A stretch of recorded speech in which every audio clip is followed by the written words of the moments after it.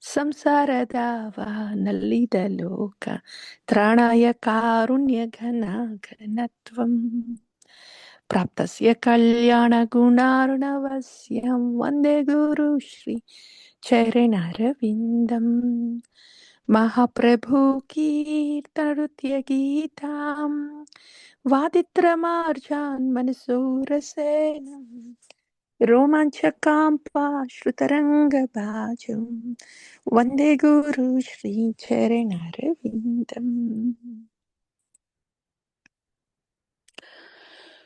Shri Vigrahara Dhananityananam Shringaratan Mandiramarchanadam Yuktasya Bhaktamscha Niyunjatopim Vande Guru Shri Charanarvindam Chaturvida Shrim Bhagavat Prasadam Svatannatriptam Haribhaktya Sangam Kritvaiva Triptim Bhaja Tatsadaivam Vande Guru Shri Charanarvindam Shri Radhika Madhavayorapayo Madhurya Leela Gunarupa Namnam Pratikshana Swadhanalolupasya Vande Guru Shri Charanarvindam. Shri Guru, Sadhguru is like an auspicious cloud, pouring down showers, cooling showers of Krishna in our lives, in our hearts, giving us Krishna all the time.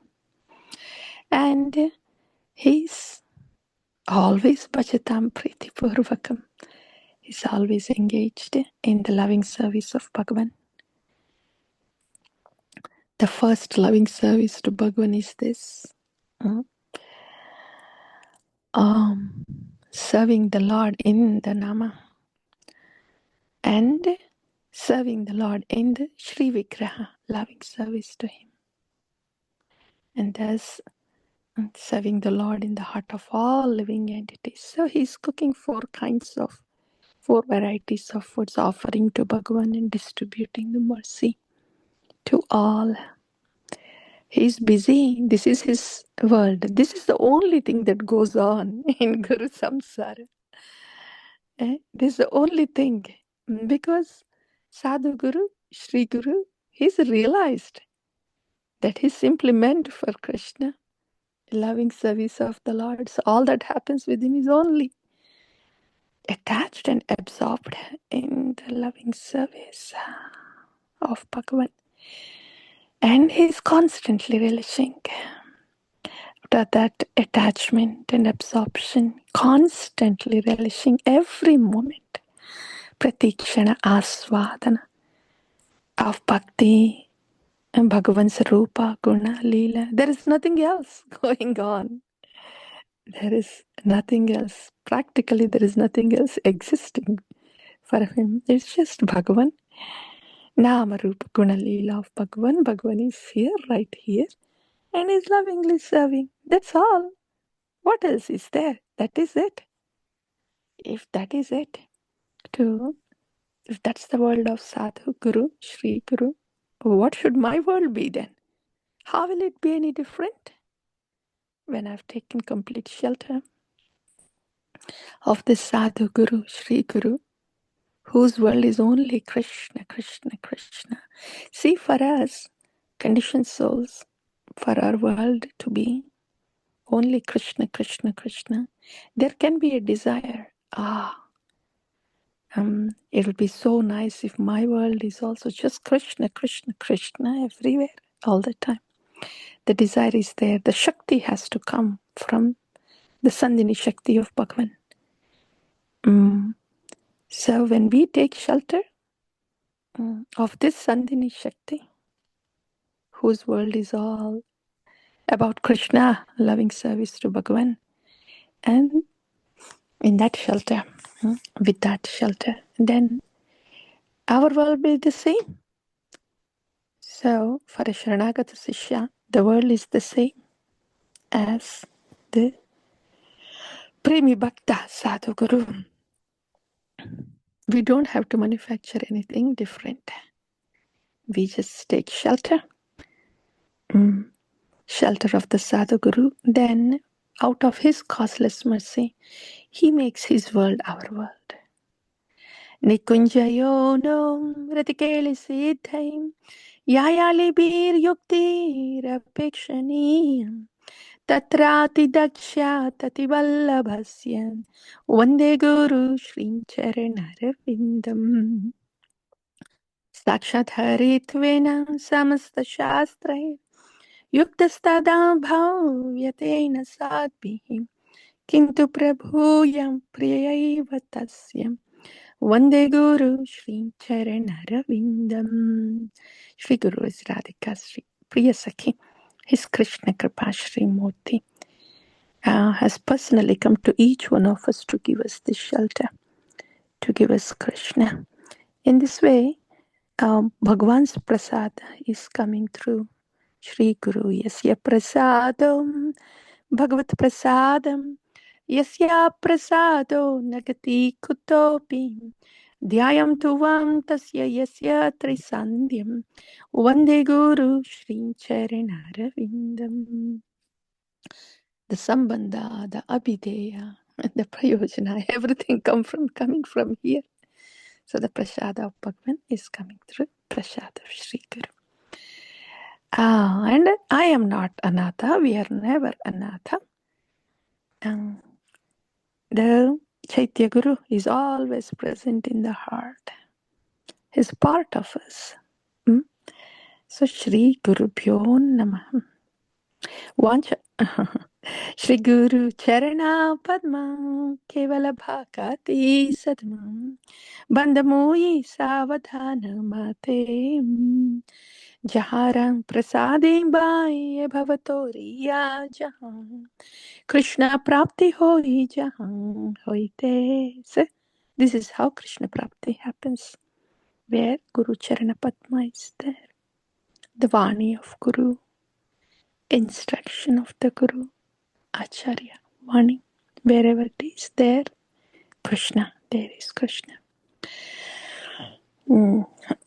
Guru Mukha Padma Vakyam Chitate Kori Aikyam Aranang Koriho Maning Asham. So the fuel that runs us is this Guru Mukha Padma Vakya. It's not the modes, it's not the mind. It's this Guru Mukha Padma Vakya. I don't want anything else but only this. Of course, who will want anything else? Just Guru Mukha Padma Vakya. Shri Guru Charane Rati Aise Uttamangati Jai Prasade Pure Sarva Asham. All the ashas are fulfilled when our fuel is just running on Guru Mukha Padma Vakya. When our very fuel is Guru Mukha Padma Vakya. No separate efforts needed for anything, for any perfection. चक्षुदान दिलो जय जन्मे जन्मे प्रभु से दिव्य ज्ञान हृदय प्रकाशित प्रेम भक्ति जहाँ होते अविद्या विनाश जाते वेद गाया हर चरित. So this is how the prema bhakti jnana deepena bhashvata. The prema bhakti is given in the heart and avidya vinasha jate. And the darkness is dispelled. Bhagavan in the form of Chaitya Guru sitting in the heart does it all. Shri Guru Karuna Sindhu Adhama Janara Bandhu Lokanath Lokera Jivana Ha Prabhu Korodaya Dehamore Padachayam Ebijash Kushutri Bhuvana Srila Prabhupada Patita Pavana Gurudev Hoilo Sharana Jaya Prabhupada Jaya Prabhupada Jaya Prabhupada Srila Prabhupada Jaya Guru Deva Jaya Guru Deva Jaya Guru Deva Jaya Guru Deva. I may be in misery because of darkness, but that darkness is dispelled by the Lord. with the shining lamp in the heart. I bow down to that Acharya Bhagavan, Shri Guru. Shri Gurubhyo Namah. Vanchakalpatarubhyascha kripa sindhubhyeva cha patitanam pavanebhyo vaishnavebhyo namo namah. All the Vaishnavas are like desire fulfilling trees. They are Bhagavans, and I bow down to them.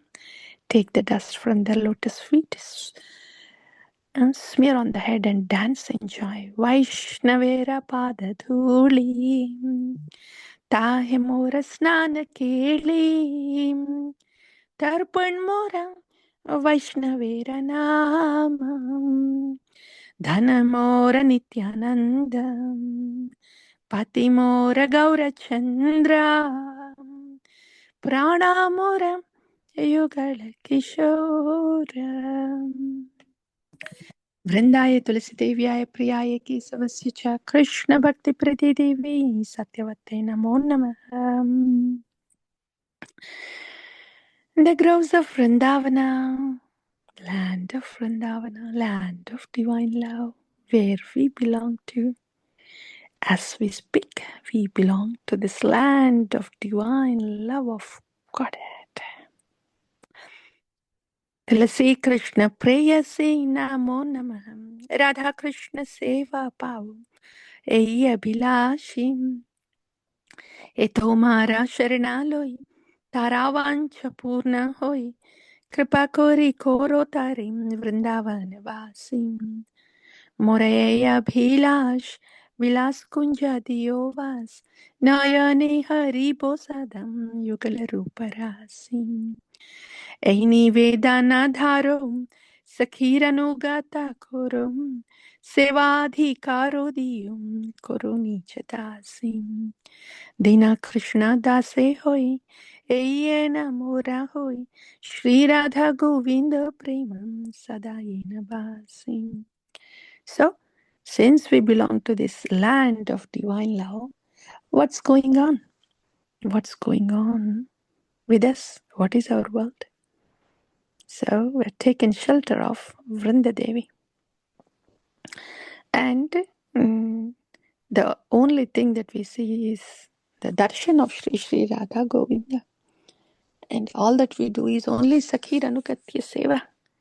And the heart is filled with love for Sri Radha Govinda. This is what happens in the land of divine love. Yanikani cha papani brahmahatyadikani cha tani tani pranashyanti Pradakshina Pade Pade.